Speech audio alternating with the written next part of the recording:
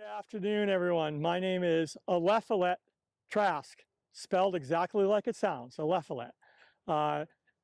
Thank you to my parents for giving me that name. It's actually from the ancient Hebrew, and it means God bestows. So it is a good name, maybe not a very common name.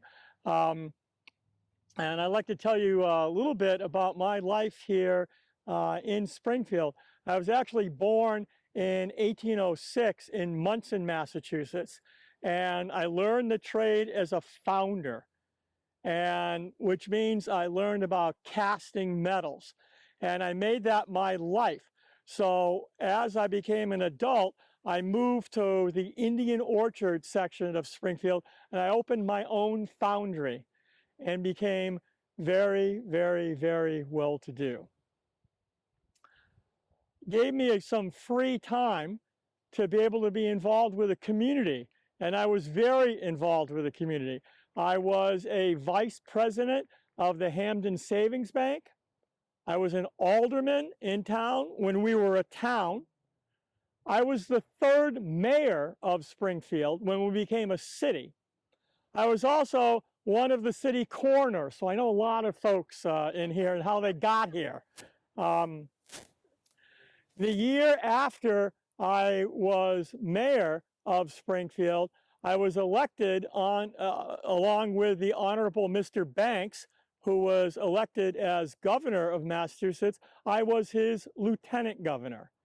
And even though I had spent most of my life in the Whig Party, how many Whigs do we have out there today? All right.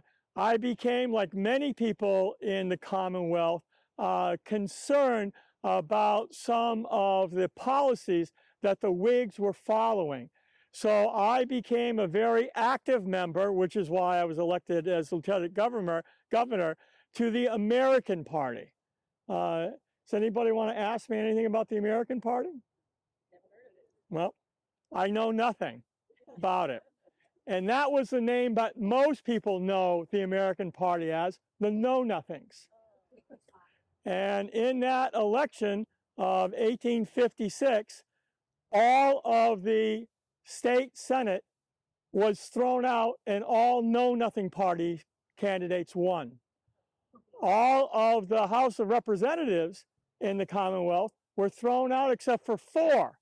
And everyone that was elected was a member of the Know-Nothing Party, as well as Governor Banks and myself, members of the Know-Nothing Party. And we get a reputation as being xenophobic, which we were, with good reason. You know, I have in my foundry, most of my workers are Irish. I have a few Canucks, but mostly Irish. And both the Irish and the Canucks are Catholic, and they swear allegiance to a foreign potentate. Now, I assume anyone that swears allegiance in their religion to a foreign potentate should not be allowed to vote in this country. And I don't believe that they actually should be given the rights of citizens. It's fine if they want to work here and they want to earn my money by working in my foundry, but they are really a race unto themselves. They're really not white. They're some other race. And that is part of the policy of the Know-Nothings and part of what we ran on. Now, it's good that many of them live in housing that I've built because I know how to keep them out of trouble. And I know where the rent is going. They're going to me.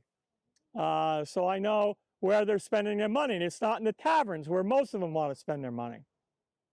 Now, when we became part of the government, we found that we could make reforms.